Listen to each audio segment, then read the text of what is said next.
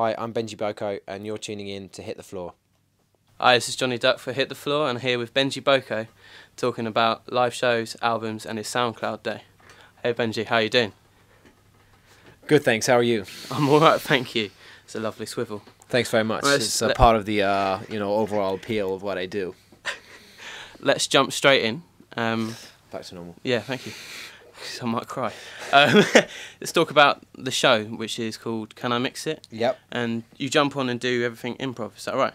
It is right, yes. Everything is like live improvised, so it's like a live show of chopping together all sorts of instrumentals and acapellas and samples and drums and layering them together and so kind of coming up with a brand new remix live on the spot.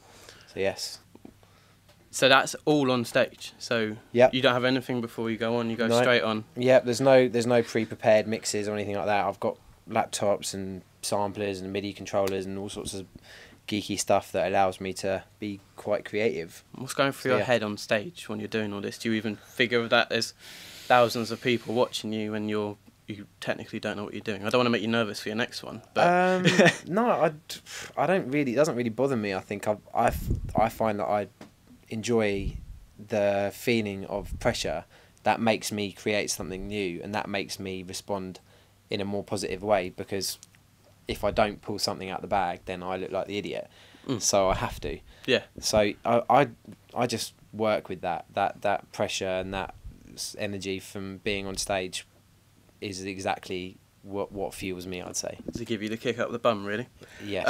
So you've had a busy year performing. Do you have any kind of memorable moments, any special shows that will take you with you? Well, yeah, Glastonbury and Festival are probably two of the best this year. I mean, I suppose we've just come out of festival season, so they're kind of fresh in my head. But yeah, those were special, and they're two special festivals, so that's probably why they were even more special, because I just think the vibe at both of those festivals is incredible. So yeah, they were my best ones. Do you have a particular funny story, or don't go too dirty, but well, I think best of all, I ended up serenading a girl from the crowd at the end of my set, which was quite a highlight, I think. And I think probably went on a bit too long with that. So like, did a really good set, everyone really loved it, and then kind of serenaded this girl, and everyone's sort of like, oh well, I'm not being serenaded, so I'll see you later.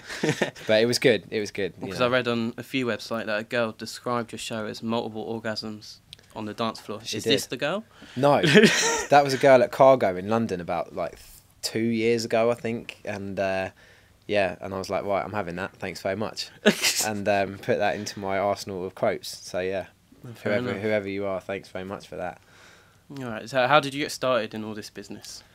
How did I get started? I don't even know. I think all I remember, as soon as you asked me that question, I just thought back to like GCSEs and me playing keyboards in my breaks or my break time and stuff. But I don't really know. I think I just bought a pair of turntables when I was about 18 and started doing everyone's house party for free in Brighton, which is where I'm from, and then sort of just persuading everybody to let me do slots, and doing really rubbish sets. And for some reason, them still giving me more shows. So I don't really know how I progressed from being so rubbish when I started. So yeah, I don't know. I just think, just getting to know everyone and being quite a pushy, determined person. Did you improvise those ones, or No, they were DJ. They were just DJ sets. They were just mixing records. But only like, I think about 2 or 3 years ago did I start the Can I Mix It show, which is the live improvisation mashup thing. Yeah. Well, obviously you've got the album out, Beats, Treats and All Things Unique. Well said. Yeah. Yes, you can't say that when you're drunk. No, you can't. Nah. That's exactly why I made it. How does it feel to get quite a big record out? It's got 19 tracks as well, isn't it? Yeah, I mean, it feels really good. It feels like a right step forward for me, because that album, I mean, I probably produced a lot of those tracks maybe 4 years ago, I think. So, and it was an accumulation of the last 4 years up to this point. So it's good to get it out. And I mean, I think psychologically it's meant that I can already start working on my second album and blah, blah, blah. So it was a really good step forward for me, definitely. And, really glad that it's been taken so positively by most people. No, I was going to say, how did you think it would be received? But I generally love it, to be honest. It's Thank you. A lovely soundtrack. But would you say that's just a compilation of your early years? Yeah. To what, like, to fill up, well, not fill up an album, but yeah, well, just kind put of in together. a way. It's definitely a warm up.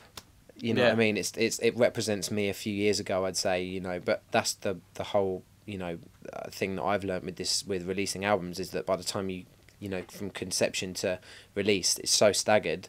And, you know, that's a process that you have to get used to, I think. And I think the way I'm feeling about my second album is that I want to spend some time writing it and then get it out quickly, because then it will feel like more of me recently rather than me a few years ago. Yeah. You know, it feels like almost like a compilation of music that I've made over time, my first album, as opposed to a sort of a message, a representation of me at a time. Yeah. So, yeah. Oh, that's good. And today we're in the studios. Yeah.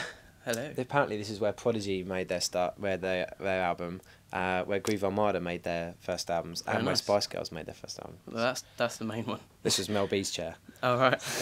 I don't know whose chair this was. That was Baby's. Whew. Anyway, yeah. So we're here for the SoundCloud track, and you've been collating a lot of sounds from SoundCloud users. What's the kind of purpose today for this idea? Well, I think SoundCloud and I started talking a few months ago, and I had seen a film which isn't out yet to this date, but a friend of mine was working with the producers of it, and I saw this film called Life in a Day, which was basically Ridley Scott's film, and he got everyone around the world on the 24th of June, I think, last year or the year before, to send in footage of what they were doing that day. It was a YouTube thing. I've via seen YouTube. Trailer or something, but yeah. And it was, honestly, I went to see the film, I went to the premiere, and it was amazing. It literally changed my life, that film. And when I was speaking with SoundCloud, the original idea was to kind of do something live, so people send in sounds and me do it live. And I was thinking, well, actually, I'd quite like to kind of do that Life in a Day thing, but with sound. People send in sounds from around the world in one day. Well, in one day, in a period of time, and I make a track in one day. So we've called the project One Sound, One Cloud, One Day, One Sound, One Cloud, something like that. So we're making a track in a day via SoundCloud with one sound from as many people as we can get from around the world. So yeah, I've just started working on it 2 hours in, got about 5 sounds, kids laughing and people playing djembes and people with cups of tea, people busking in the streets. It's amazing what we've got so far. As a Hit the Floor exclusive. So far it sounds awesome. However, do you find that it's hard to come up with something original these days, especially in the kind of genre that you are? Is it harder to come up with stuff that sounds different from the kind of group that you're in with because it's electronic, or... Because that's what you asked for. You asked for kind of organic sounds as well. So I think yeah. The answer is yes. I definitely feel like the work that I've put out so far doesn't at all represent where I'm at now. You know, I feel like I've got so much more, you know, sitting there ready to come out, like remixes that I've done that are coming out this year, etc. That will kind of give you more of an idea of how I feel I can be a little bit more original, but. I feel like definitely at the first stage of your career, which is where I'm at, I feel like almost like I kind of want to pay homage to the people that have influenced me so far. So like the Neptunes and Dre and Fatboy Slim and Chemical Brothers and things like that, because I just feel like that's something I need to get out of my system. So I'm trying to do, you know, I suppose what's influenced me in my own way completely. So say for instance doing a really energetic track like Fatboy Slim would have done with samples, but using samples from around the world. Yeah. So putting a different spin on a style of music. So I mean, yeah, I find it hard to be original, but I definitely feel like I've got that little ear for trying to stay clear of the crap that we get nowadays, and putting something good back in, whether that's interpreted as original or not. I don't know. Fair enough. Well, that's kind of all the in-depth questions. However, there's one more. Why a purple monkey? Why a purple that's your monkey? image, isn't it?